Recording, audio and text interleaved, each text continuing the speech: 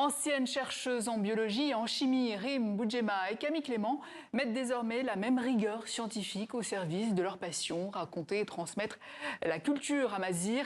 À la tête de Tassuri, maison d'édition indépendante, elle publie Sur les traces des Amazirs, histoire ancienne en Afrique du Nord, ainsi que 2 livres pour enfants, Le diadème aux 1000 secrets et Le cheval du roi Massinissa. Bonsoir Rim Boudjema. Bonsoir.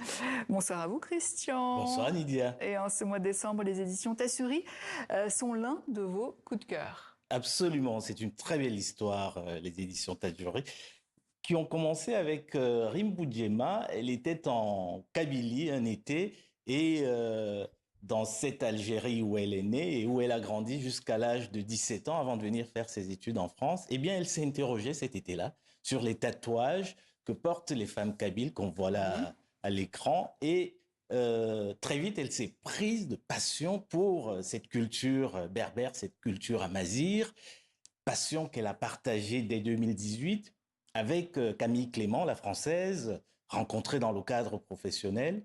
Et ensemble, elles vont donc créer cette belle maison d'édition, Tassuri, mais surtout, elles vont abandonner la recherche scientifique pour se lancer dans la promotion de la culture amazigh. Et leur dernier livre est le 4e d'une série sur les traces des Amazirs. Une série qui a commencé avec Les femmes vont et les tatouages racontent. Ensuite, il y a eu Méditerranéenne et Le silence de nos grands-mères. Alors, je voulais vous demander pour commencer, Rim Boudjema, pourquoi avoir abandonné la recherche scientifique pour se lancer dans la promotion de la culture amazigh?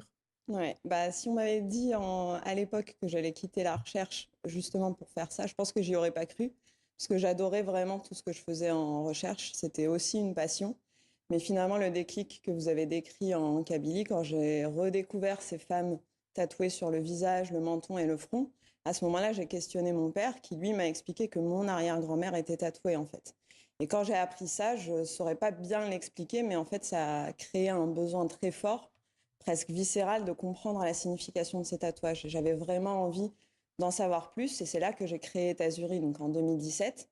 Mais il faut savoir que j'ai fait ça en parallèle de mon travail dans la recherche scientifique. Donc, je travaillais la journée en start-up, et puis le soir, je m'intéressais à cette question-là. Et finalement, Tassuri, c'est devenu plus tard, depuis cette année, une maison d'édition indépendante, en effet, qui est dédiée à la culture. Mais pendant de longues années, j'ai mené les deux en parallèle. Et d'ailleurs, on va écouter, Rim Boudjema, votre associée, la française Camille Clément, sur les raisons de son engagement dans cette aventure. Je me suis pris d'amour pour cette culture qui est la sienne, à travers Rim et à travers la communauté de Tassuri qui en parle si bien. Et j'ai eu la chance de pouvoir construire le métier parfait où je suis libre avec Rim de choisir les sujets dont on va traiter, de se plonger dans tous ces aspects de la culture et de l'histoire qui sont passionnants. Donc maintenant, j'ai cette grande liberté dans mon métier qui n'a pas de valeur. Voilà, c'est le sujet de votre livre. Mais est-ce que vous pouvez nous rappeler qui sont les Amazirs et où est-ce qu'on les retrouve en Afrique? Oui, bien sûr. Alors, les Amazirs, ce sont les populations autochtones d'Afrique du Nord.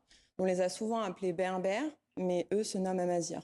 Et donc, on les retrouve principalement aujourd'hui en Algérie, au Maroc, en Tunisie, en Libye, mais aussi dans d'autres pays comme une partie de l'Égypte, les îles Canaries aussi, et puis plus au sud, au Mali, en Mauritanie et au Niger. Alors, vous avez choisi de diviser votre livre en 4 chapitres, la préhistoire, l'Antiquité, le Moyen-Âge et les temps modernes, mais il s'arrête au XVIe siècle avec, je crois, avec la conquête ottomane. Pourquoi? Exactement. En fait, on a fait ce choix parce que nous, ce qui nous intéressait dans ce livre, le sujet qui nous intéressait, c'était de traiter l'histoire ancienne.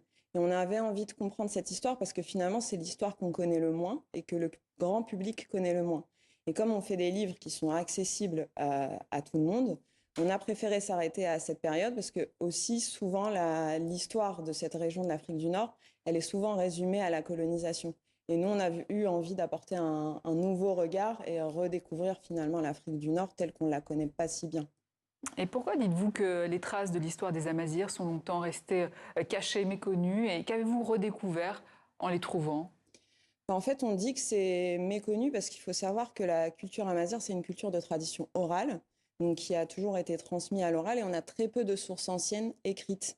Donc finalement, si on compare par exemple aux civilisations de l'Égypte, des pharaons, ou à la Grèce antique, eh ben, on a beaucoup plus d'informations, alors que les spécialistes et les experts de l'Afrique du Nord ont beaucoup moins de traces. Donc ça fait aussi que c'est une histoire qui reste méconnue.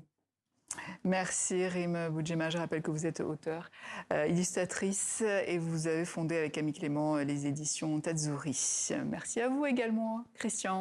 Merci Nidia. C'est ainsi que s'achève cette édition. Merci de nous avoir suivis sur TV5 Monde. Retrouvez le Journal Afrique sur l'application TV5 Monde Plus en direct ou à la demande et même hors connexion. À très bientôt.